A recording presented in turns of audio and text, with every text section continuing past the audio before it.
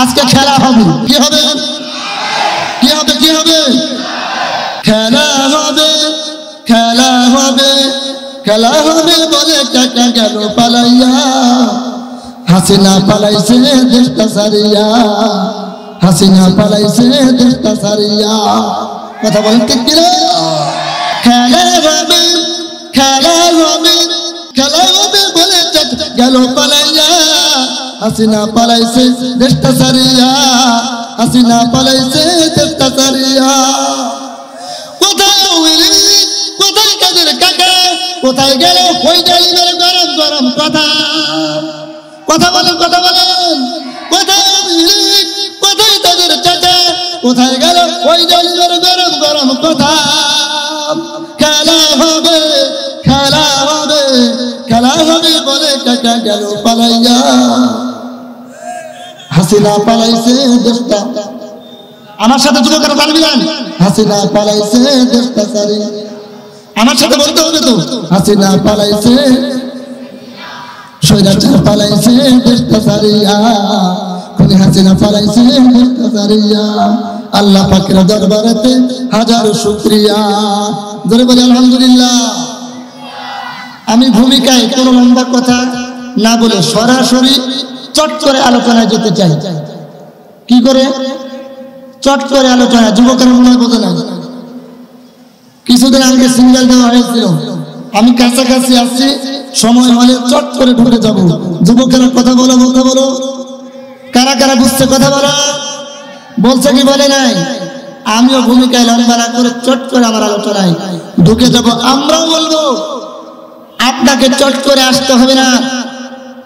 বাংলার তাওহীদি জনতা, বাংলাদেশের মুসলমান, 92% মুসলমান আপনাকে খুঁজছে। বাংলাদেশের প্রশাসন, বাংলাদেশের সেনাবাহিনী, রাত বাহিনী আপনাকে খুঁজছে। আপনাকে সময় হলে তেনারাই সম্মানের সাথে নিয়ে আসবে।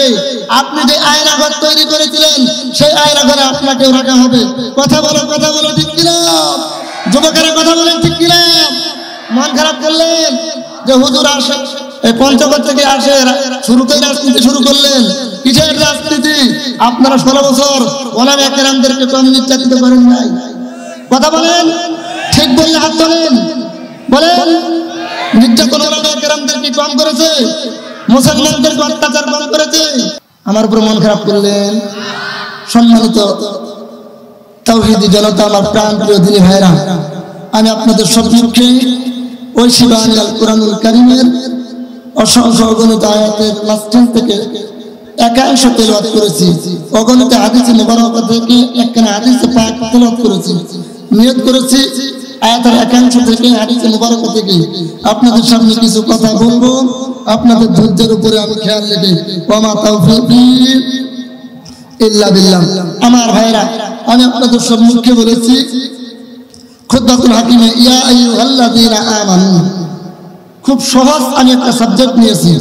আমরা উত্তরবঙ্গের মানুষ, সহজ সরল মানুষ। কথা বলেন, যে বয়ান করলে আমি বক্তা বুঝবো, আমার জীবন পরিবর্তন হবে, আপনাদের জীবন পরিবর্তন হবে, এমন ওয়াজের দরকার আছে না নাই?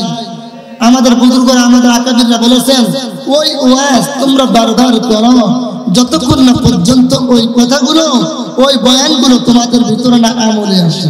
কথা বলেন, ঠিক কিনা? আমরা বক্তা একদিক থেকে বয়ান করে যাচ্ছি আর শ্রোতারা মজা নিয়ে যাচ্ছি, কিন্তু বাস্তবতায় মাঠে আওয়াজ আছে, বাড়িতে কোনো আমল। কথা বলেন কিনা? বাড়িতে আমল নাই। এই জন্য আমাদেরকে এখান থেকে আলোচনা শুনতে হবে, প্লাস এখান থেকে আমল বাড়িতে নিয়ে গিয়ে আমল করতে হবে। রাজি আছেন তো ইনশাআল্লাহ? আমি আপনাদের সম্মুখে বলেছি, ইয়া আইয়ুহাল্লাযীনা আমানু। আল্লাহ তাআলা ঈমানদারদেরকে ডাক দিয়ে বলতেছেন। কাদেরকে বলতেছেন? বলেন, কথা বলেন, কাদেরকে ডাকতেছেন? ঈমানদারদেরকে। এখানে আমরা যারা স্টেজে আছি, আমার সামনে যারা বসে আছি, আমরা সবাই ঈমানদার নাকি বেঈমান? কথা বলেন, ঈমানদার না বেঈমান? যারা 5 ওয়াক্ত নামাজ পড়ি না ওরা কি বেঈমান? যদি বলে আপনি বেঈমান, কেন? আপনি তো 5 ওয়াক্ত নামাজ পড়েন না, লোকটাকে আমার উপরে খুশি হবে না বেজার হবে? কথা বলেন, কি হবে? যে নামাজ পড়ে না সেও কি মনে করে নিজেকে ঈমানদার। যার মুখে দাড়ি নাই তাকে যদি বলি আমি, ভাই আপনি কি সেও বলবে আমি ঈমান। আমাদের সমাজে যে সুদখোর পাক্কা, যে ছিনতাইখোর, তাকেও যদি বলা হয় আপনি কি, সেও বলবে কি ঈমানদার। সবাই বলেন কি দার? আমরা এখানে যারা আছি সবাই আমরা ঈমানের দাবিতে ঈমানদার। আমার যুবক ভাইরা, আমার বন্ধুগণ, প্লিজ কোন দিকে নজর নাই। আমার আল্লাহ রব্বুল আলামিন ডাক দিয়া বলতেছে, এরা দুনিয়ার জমিনের মানুষ, তোমরা যারা দুনিয়াতে আসো, নামাজ যারা পড়ে না তারাও নিজেকে ঈমানদার দাবি করতে চায়, রোজা যারা রাখে না তারাও নিজেকে ঈমানদার দাবি করতে চায়, হজ যাদের ফরজ হয়েছে, হজ যাদের উপরে ফরজ হয়েছে হজ করে না তারাও নিজেকে ঈমানদার দাবি করতে চায়, যাদের মুখে দাঁড়িয়ে নাই তারাও নিজেদেরকে ঈমানদার দাবি করতে চায়। আরে বন্ধু, এই জন্য আল্লাহর দৃষ্টিকোণ থেকে নিজে নিজে ঈমানদার দাবি করলে হবে না। ঈমানদার দাবি করতে হলে আল্লাহর ওয়াদাকৃত সত্য আছে না? কথা বলেন, কথা বলেন, আছে না নাই? এরা বন্ধু রিজকের দিকে নজর নাই। আরে সবজিবাড়ির বাজারের মুসলমান তাওহীদের জনতা, কে এখনো প্যান্ডেলের বাহিরে? আমি আপনাদের দৃষ্টি আকর্ষণ করছি, আজকের এই কোরআনের মাহফিল শুরু হয়ে গেল। আজকের এই মাহফিলটি আমি মনে করি হতে পারে আজকের এই লালমনিরহাটবাসীর জন্য নাজাতের ওসিলা। কথা বলেন, কথা বলেন, ঠিক কিনা? আজকের এই মাহফিলটি আপনাদের অঞ্চলের জন্য হতে পারে বরকত। কথা বলেন, ঠিক কিনা? আরে বন্ধু, আগামীকালকে আপনি যদি বাজার কমিটিকে, মাদ্রাসা কমিটিকে আপনি যদি ডাকতে বলেন, এই হুজুরদেরকে আজকে আনা হোক, কোরআন থেকে আমরা কথা শুনবো, কোরআন থেকে তার মুখ থেকে আমরা বাণী শুনবো। এই তিনজন বক্তা আমরা আগামীকালকেও চাই। আরে বন্ধু, 50,000 টাকা খরচ করে এই তিনজন বক্তা আগামীকালকে পাওয়া যাবে। এই জন্য আমি বলবো সুযোগ আছে। আরে বন্ধু, অনেক মুসলমান চালা গেছে, আমরা মাহফিল শুনবো না, হুজুর কি বলবে আমরা ওইগুলো জানি। কি বলবে হুজুরেরা? আমার হাতে বড় হুজুর আছে, তার নাম মোবাইল ফোন। কথা বলেন, কি বল? বড় হুজুর আছে ইউটিউবে, আমি যদি সার্চ দেই সেখানে বড় বড় হুজুররা বক্তব্য দিবে। আরে বন্ধু, এই বক্তব্যগুলো তাফসীর তেমন আসে না। এই জন্য কোরআনের মাহফিলে যখনই আমরা বসে গেছি, আমাদের উপরে রহমতের বর্ষে বাণীকে ধারা জারি করতেছে।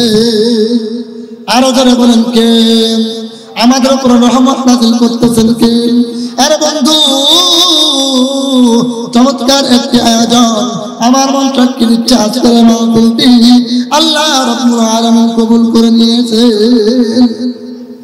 আরে বন্ধু, আমরা নিজেদেরকে ঈমানদার দাবি করলাম, এত সোজা নয়, এত সহজ নয়। কথা বলেন, ঠিক কিনা? ঈমানের জন্য অনেক কষ্ট করতে হয়। মুরব্বীরা কথা বলেন, যুবকেরা এদিক থেকে কথা বলেন, ঈমানের জন্য কি করতে হয়? যারা নামাজ পড়ে, ঠান্ডার কাল আসতেছে, শীতকাল আসতেছে, অতি শীতের মধ্যে আমাকে ঠান্ডা পানি দিয়ে উযু করে নামাজ পড়তে হবে। কষ্ট আছে না নাই? আর বন্ধু,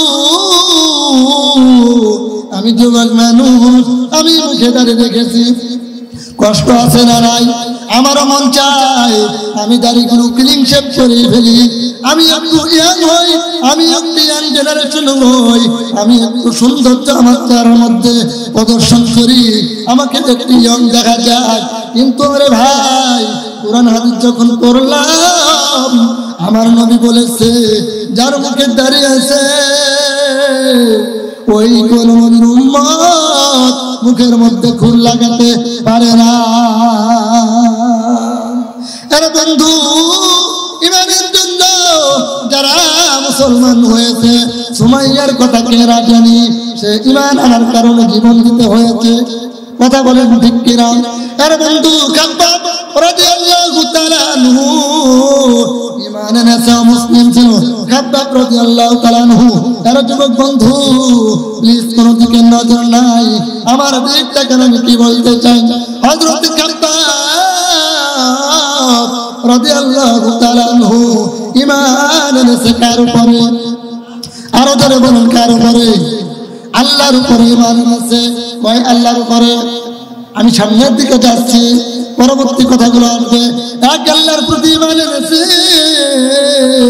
আর পর কাফেরদের কানে চলে গেল। কাফেরদের কানে যখন চলে গেল, খাব্বাব ঈমান এনে ফেলেছে। কি আনছে? কথা বলেন, কি আনছে? খাব্বাব ঈমান আনছে। এখন আবু জাহেলদের কাফেরদের শরীরের মধ্যে চুলকানি আছে না নাই? আরে বন্ধু, কাফেরদের চলে আসলো, আসার পর খাব্বাবকে ডাকতে বললো, খাব্বাব তুমি নাকি আমাদের এই ইহুদি ধর্ম ছেড়ে দিয়েছো? তুমি নাকি মুসলমান হয়ে গেছো? এক আল্লাহর প্রতি তুমি নাকি ঈমান এনেছো? খাব্বাব রাদিয়াল্লাহু তাআলা আনহু ডাকতে বললো, হ্যাঁ আমি এক আল্লাহর প্রতি ঈমান এনেছি। কয় তাই নাকি? কয় হ্যাঁ। কয় তোমাকে ঈমান ছেড়ে দিতে হবে? কয় না না না, আমি এক আল্লাহর প্রতি ঈমান যখন এনেছি, ওই আল্লাহর ঈমান থেকে আমি খাব্বাব ঈমান ছড়াবো না। জোরে বলুন সুবহানাল্লাহ, আর জোরে বলুন সুবহানাল্লাহ। খাব্বাব রাদিয়াল্লাহু তাআলা আনহু কি বললেন? ঈমান থেকে আমি দূরে সরব না। এক পর্যায়ে খাব্বাব রাদিয়াল্লাহু তাআলা আনহু লোহার কাজ করতেন, কামারের কাজ করতেন, সেখানে উত্তপ্ত লোহা। আরে বন্ধু, করুন কাহিনী, খাব্বাবের হাত বাঁধা হলো। মনোযোগ সহকারে শোনা চাই। খাব্বাবের পা বাঁধা হলো। হাত পা বাঁধার পর খাব্বাব রাদিয়াল্লাহু তাআলা আনহুকে ওই উত্তপ্ত আগুনের মধ্যে, উত্তপ্ত কয়লার মধ্যে ফালা দেওয়া হলো। পিঠের গোস্তগুলি খসে খসে গলে গলে পড়লো। জোরে কোন সুবহানাল্লাহ। আরে বন্ধু, তাই না?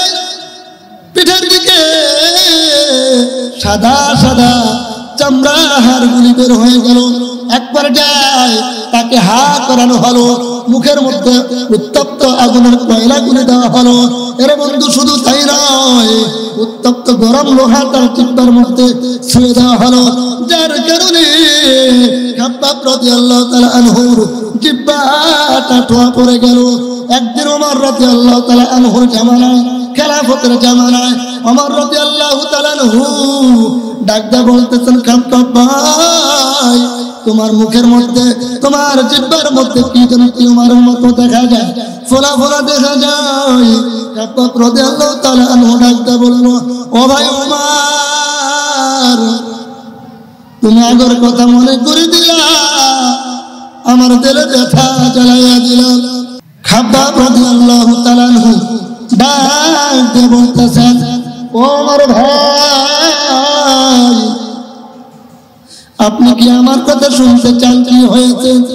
এই কাফেররা আমি ঈমান আনার কারণে আমার জিহ্বার মধ্যে গরম উত্তপ্ত কয়লা দিয়েছে। আরে বন্ধু, তারপরে দেখেন ওমরকে ডাকতে বলতেছেন, ওমর ভাই, শুধু তাই নয়, উত্তপ্ত উত্তপ্ত লোহা আমার জিহ্বার মধ্যে ছুঁয়ে দেওয়া হয়েছে। বললো, তোমার পিঠের মধ্যে কি যেন উঁচু উঁচু দেখা যায়। জামাগুলি খোলো। জামা খোলা হলো। জামা খোলার পর এরপরে দেখলো খাব্বাবের পিঠের মধ্যে ঠোঁয়া পড়ে গেছে, গর্ত হয়ে গেছে। সুবহানাল্লাহ। আর যেরকম সুবহানাল্লাহ। ঈমান আনার জন্য কষ্ট আছে না নাই? কথা বলেন, কষ্ট আছে না নাই? আমরাও যারা ঈমান এনেছি, আমাদের ঈমান আনার কারণে কষ্ট হয়েছে কি হয় নাই? কথা বলেন, হয়েছে কি হয় নাই? ঈমান আনতে হবে এক আল্লাহর প্রতি। জোরে বলেন, কয় আল্লাহর প্রতি? এক আল্লাহর প্রতি ঈমান আনতে হবে। আমার আল্লাহ রাব্বুল আলামিন ডাকতে বলতেছেন, আমি এক আল্লাহর প্রতি ঈমান আনতে হবে। তাহলে ঈমান আনতে হবে কয় আল্লাহর প্রতি? আওয়াজ করে বলতে হবে, কয় আল্লাহর প্রতি? আল্লাহ তাআলা নিজের পরিচয় দিয়ে দিচ্ছেন, কুল হু আল্লাহু। এই রাসূল সাল্লাল্লাহু আলাইহি ওয়াসাল্লাম আমার পরিচয় কাফেরদেরকে জানিয়ে দাও, তারা আমার প্রতি ঈমান আনবে, আবার মূর্তি পূজাও করবে। ওই ঈমান এনে নামাজ পড়লে নামাজ কবুল হবে না। ঈমান আনবে, দুর্গা পূজায় যাবে, হজ করবে, হজ কবুল হবে না। আমি আল্লাহর প্রতি ঈমান আনবে, শিরক করবে, ওই কি হবে না। আমি ঈমান আনার প্রতি নামাজ আদায় করবে, হজ আদায় করবে, যাকাত দিবে, দান খয়রাত করবে। আল্লাহ রাব্বুল আলামিন বলতেছেন, আই নবী বলে দাও, ওই আমার বান্দার কোন ইবাদত কবুল হবে না। কথা বলেন ঠিক কি না? আমাদের মধ্যে মুসলমান আছে না নাই? নামাজে পড়ে, হজ করে, যাকাত দেয়, দুর্গা পূজাতে যায়, উলি থলিও দেয়, এমন মুসলমানও আছে না নাই? কথা বলেন, মুসলমান আছে না নাই? তারা বলে ধর্ম যার যার, উৎসব সবার। আমি বলো বউ যার যার, সংসার সবার। কথা বলেন, স্ত্রী যার যার, সংসার, খেত যার যার, ফসল সবার। কথা কয় না। খেত যার যার, ফসল। আপনার ক্ষেত 3 মাস আপনি চর্চা করেছেন, পানি দিয়েছেন, সেচ দিয়েছেন, আবাদ করেছেন। আমি 3 মাস পরে এসে সব ফসল কেটে নিয়ে, ধান কেটে নিয়ে আমি বড় হুজুর চলে যাব। আপনারা কে কে আমাকে ধান দিবেন? হাত তোলেন, কেউ দিবেন? এমন করে পাগল এই মাহফিলে একজন আছেন? যদি এটা না হয় তাহলে ধর্ম যার যার, উৎসব সবার, এই কথা নিঃসন্দেহে কুফরি মতবাদ। কথা বলেন ঠিক কিনা? কোন মুসলমান এই কুফরি মতবাদের উপরে ঈমান আর বিশ্বাস করতে পারে না। কথা বলেন ঠিক কিনা? আমরা বলবো ধর্ম যার যার, উৎসব। কথা বলতে হবে ভাই, ধর্ম যার যার, উৎসব। এই যুবক কারা কারা হাত তোলেন তো, হাত তোলেন। লিল্লাহি তাকবীর। আমিও যুবক, আপনারা যুবক, কথা বলতে হবে। রাজি আছেন তো? এখন উত্তর কি দিতে হবে? ধর্ম যার যার, উৎসব তার তার। এদিকে বলেন ধর্ম যার যার, হাত তোলেন আর বলেন ধর্ম যার যার। এখন এদিকে ধর্ম যার যার, সবাই হাত তুলে বলেন ধর্ম যার যার। মাশাআল্লাহ। তাহলে আমরা মুসলমান হয়ে কোনদিন এক মুহূর্তের জন্য এই বিশ্বাস করতে পারি না যে ধর্ম যার যার, উৎসব সবার। এই বিশ্বাস স্থাপন করলে আমাদের ঈমান থাকার কি নয়? কথা নয়। কথা বলেন ঠিক কিনা? এই জন্য আমার বন্ধুগণ, প্লিজ কোনো দিকে নজর নাই। আরে বন্ধু, এক আল্লাহর প্রতি ঈমান আনতে হবে। আজকে আমাকে এখানে যেই বয়ানটা শুনিয়া, যেই ঘটনা শুনে আমাকে এখানে দাওয়াত দেওয়া হয়েছে, সেই ঘটনাটা আমাকে বলার জন্য রিকোয়েস্ট করা হয়েছে। বলবো কি বলবো না? আপনারা শুনবেন কি শুনবেন না? আরে বন্ধু, একজন যদি আল্লাহ হয়, কেমন করে এত বড় পৃথিবী সুন্দর পরিচালনা হয়? একজন যদি আল্লাহ হয়, পৃথিবী শুরু হয়েছে, এখন পর্যন্ত পৃথিবী ঠিক আছে না ভাই? কেমন পর্যন্ত নিজাম এমনটাই থাকবে? কেমন করে সম্ভব? এরা বন্ধু, খ্রিস্টানরা সবাই একত্রিত হয়ে গেল। খ্রিস্টানদের পাদ্রীগুলো কয়েকজন একত্রিত হইয়া, আরে বন্ধু গভীর মনোযোগ, এক জায়গায় হইয়া মুসলমানদের সাথে প্রতিযোগিতা করবে, মুসলমানদের সাথে শর্ত সাপেক্ষে বসবে, সেমিনার করবে। মুসলমানদেরকে শর্ত দিয়েছে, এই মুসলমান, তোমাদেরকে আমরা 3টা শর্ত দেব, তোমাদেরকে আমরা 3টা প্রশ্ন দেব, প্রশ্ন করব তোমাদেরকে 3টা। তোমরা যদি 3টা প্রশ্নের জবাব দিতে পারো, আমরা খ্রিস্টান সবাই ঝাঁকে ঝাঁকে মুসলমান হয়ে যাব। আর যদি জবাব দিতে না পারো, তোমরা মুসলমানদেরকে খ্রিস্টান হতে হবে। কোশ্চেন সহজ না কঠিন? কথা বলেন, সহজ না কঠিন? খুব কঠিন। আরে বন্ধু, মুসলমানরা তাদের মতের সাথে একমত পোষণ করলো, কারণ মুসলমানদের কাছে কোরআন আছে, মুসলমানদের কাছে হাদিস আছে। মুসলমানদের কাছে কোরআন থাকতে, মুসলমানের কাছে হাদিস থাকতে, বাতিলের কাছে মুসলমান মাথা নত করতে পারে না। কথা বলেন ঠিক কিনা? মুসলমান বলে দিল, হ্যাঁ তোমাদের সত্য আমরা মেনে নিলাম। তোমরা কি করো? সংলাপ করো, তোমরা আয়োজন করো, সেমিনার আয়োজন করা হলো।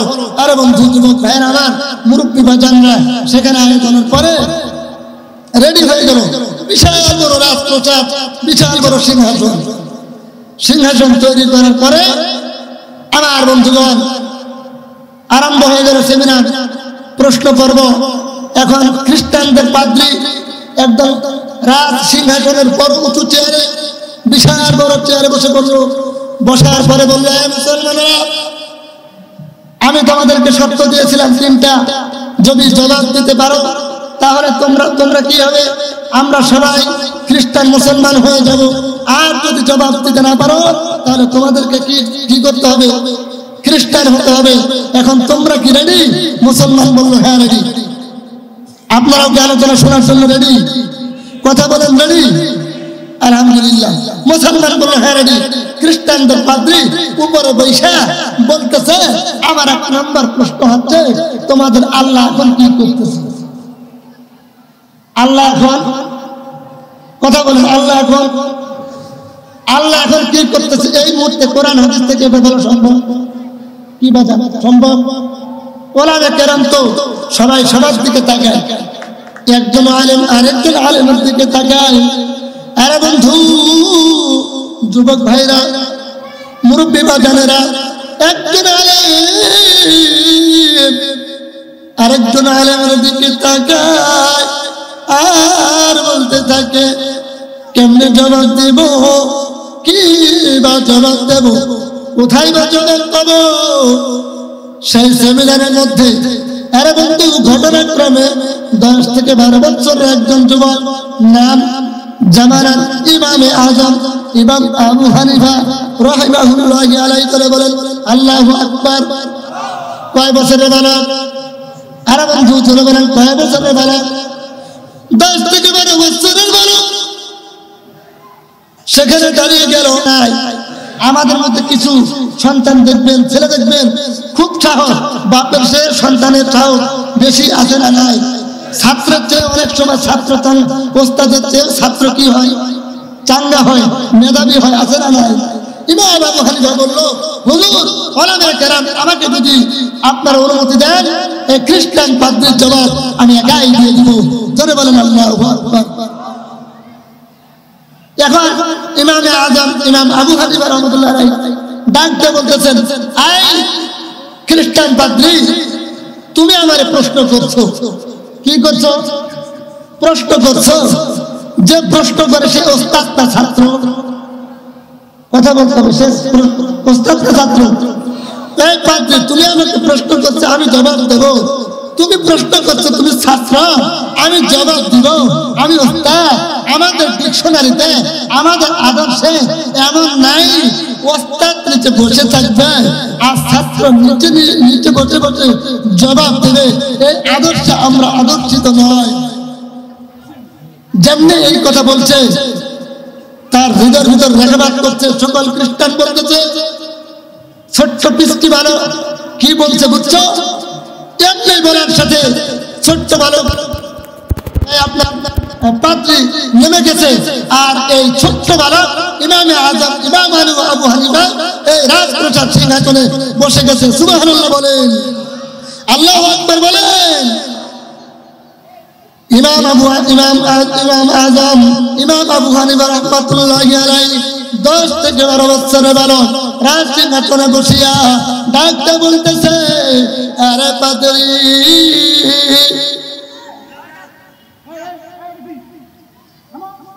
আরে খ্রিস্টানের দলেরা, তোমরা শুনে নাও।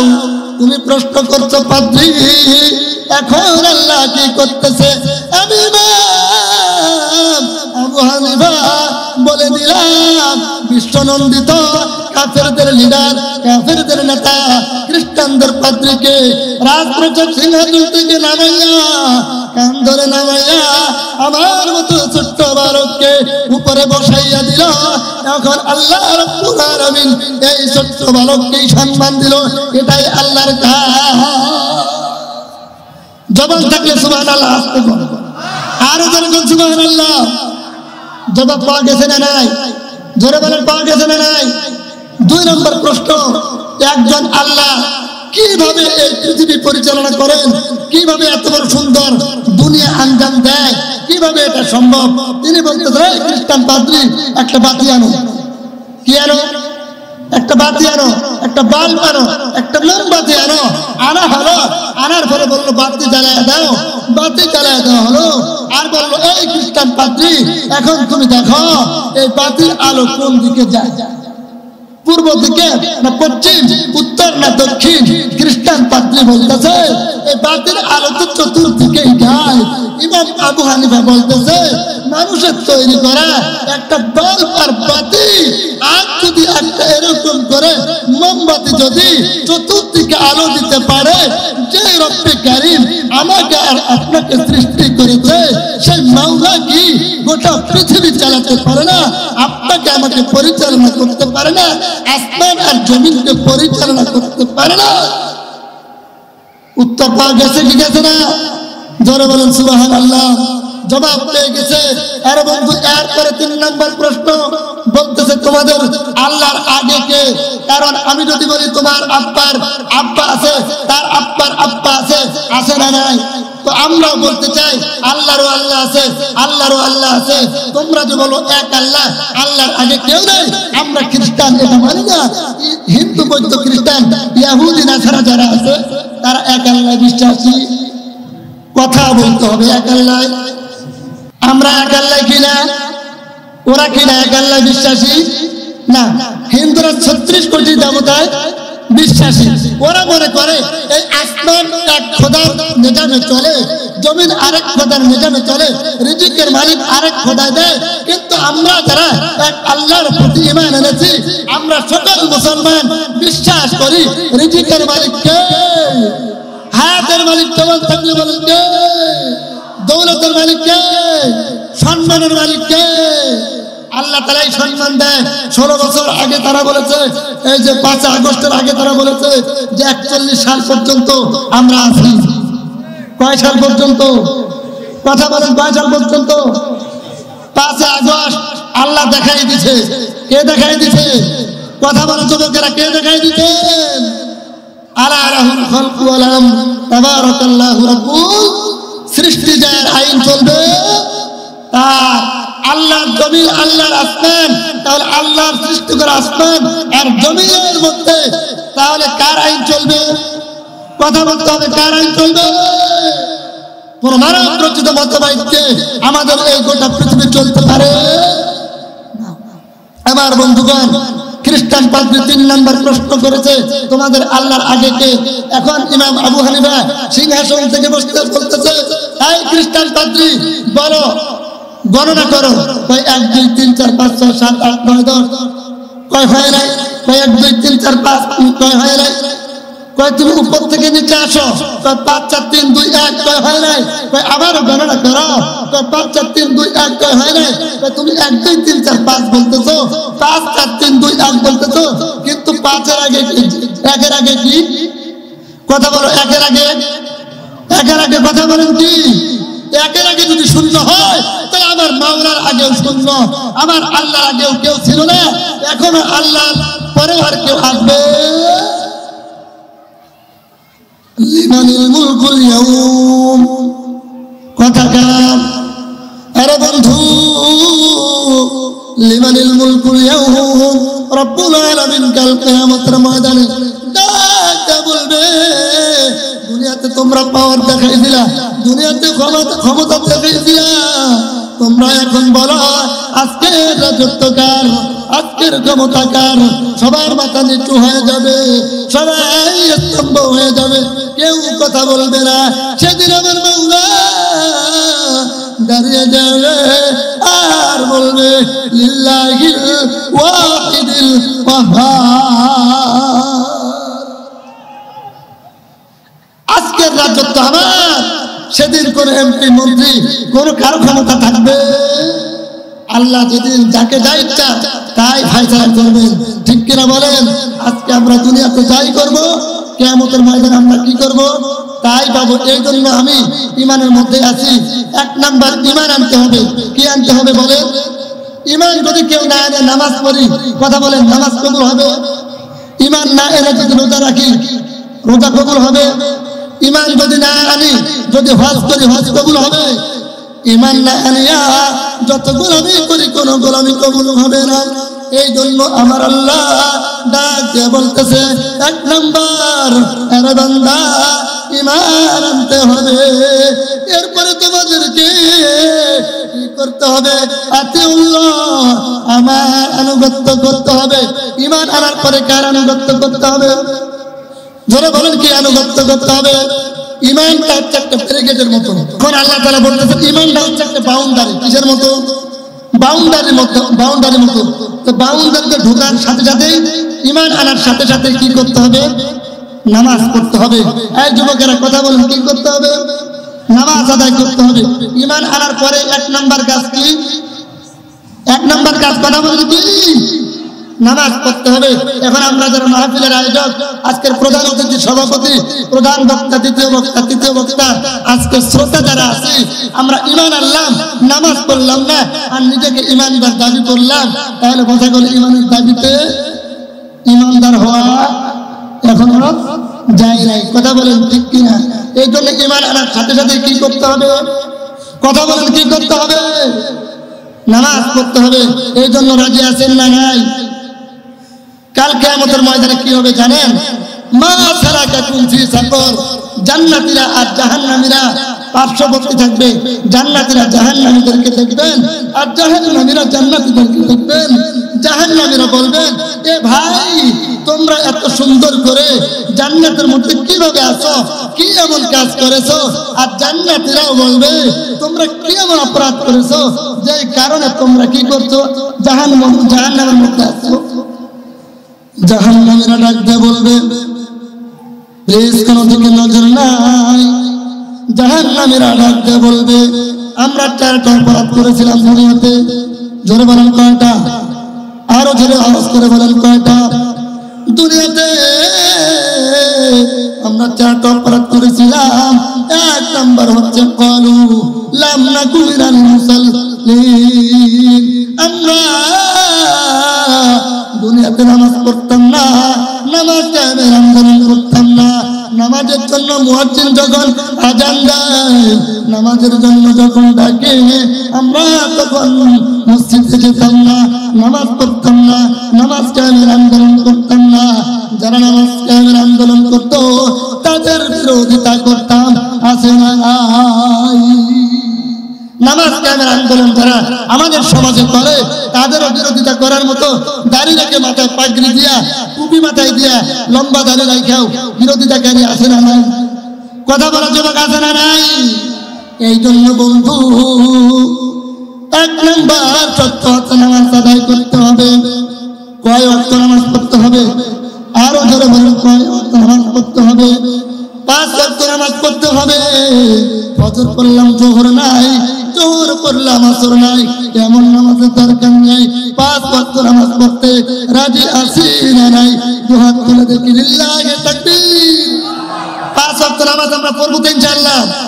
আল্লাহ রাব্বুল আলামিন আমাদের সকল শুকর করুন। তাহলে আল্লাহ রাব্বুল আলামিন আমাদেরকে যে পৃথিবীতে পাঠাইলেন, তাহলে কার আনুগত্য করার জন্য? আল্লাহর আনুগত্য করার জন্য। এরপরে ওয়া আতিউর রাসূল, 2 নম্বরে রাসূলের আনুগত্য করতে হবে। রাসূলের আনুগত্য কিভাবে করেছেন দেখেন। ওয়াসকুরুনি রাহমাতুল্লাহি আলাইহি, রাসূলের হায়াতের জিন্দেগি 20 বছর পেয়েছেন। আর বন্ধু মনোযোগ সহকারে শুনেন, সংক্ষেপভাবে আমি বলে আমার আলোচনা শেষ করব। মজার একটি ঘটনা বলে আমি আমার আলোচনা শেষ করব। ওয়াসকুরুনি রাহমাতুল্লাহি আলাইহি, নবীর হায়াতের জিন্দেগি 20 বছর পেয়েছেন। কয় বছর? আওয়াজ করে বলেন, কয় বছর? 20 বছর পেয়েছেন। মা বাবার খেদমত করার কারণে রাসূলের সাহাবী হতে পারে নাই, নবীকে কোনোদিন দেখতে পারে নাই। ওয়াসকুরুনি রাহমাতুল্লাহি আলাইহি, ডাক একদিন বলতেছেন, মাগো মা, আমি আমার নবীর কাছে যাব, আমি আমার নবীকে দেখতে যাব।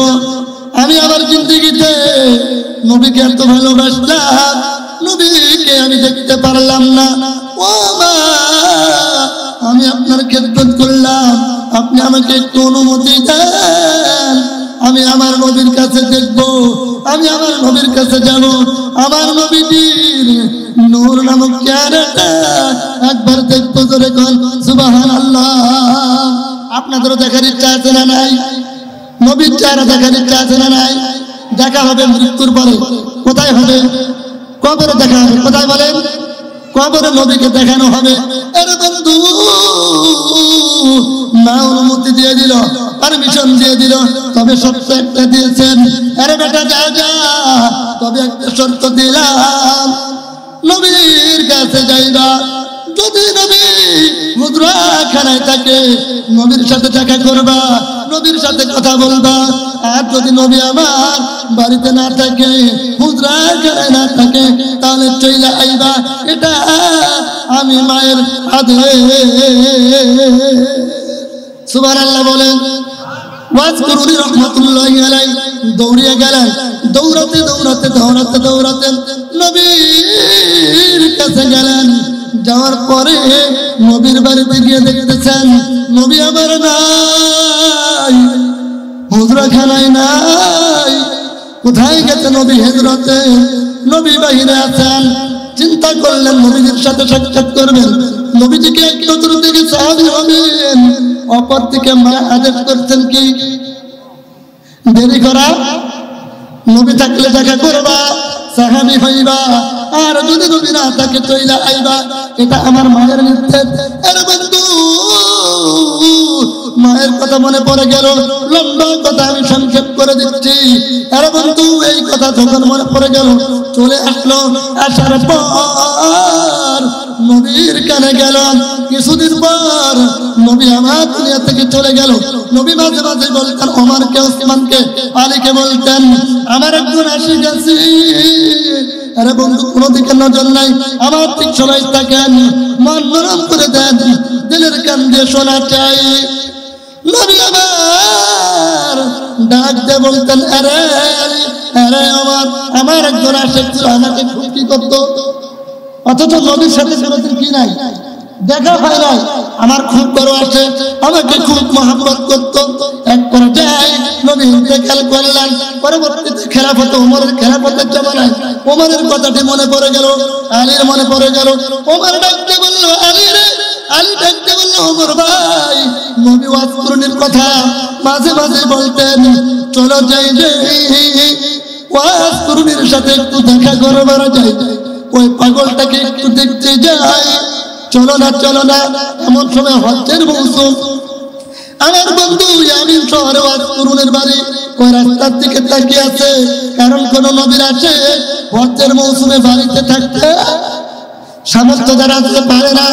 হজ্জের রাস্তা আছে, ইয়ামিনের রাস্তা, সেই রাস্তার দিকে তাকিয়ে আছে, সবাই আছে, পাগল ওয়াজকুরনি নাই।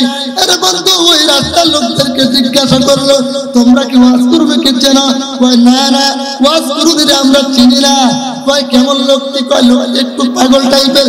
কয় হ্যাঁ হ্যাঁ। কয় কেমন পাগল? কয় লোকটি যখন হাসতে থাকে শুধু হাসতেই থাকে, আর যখন কাঁদে শুধু কাঁদতেই থাকে। কয় হ্যাঁ এই লোকটি।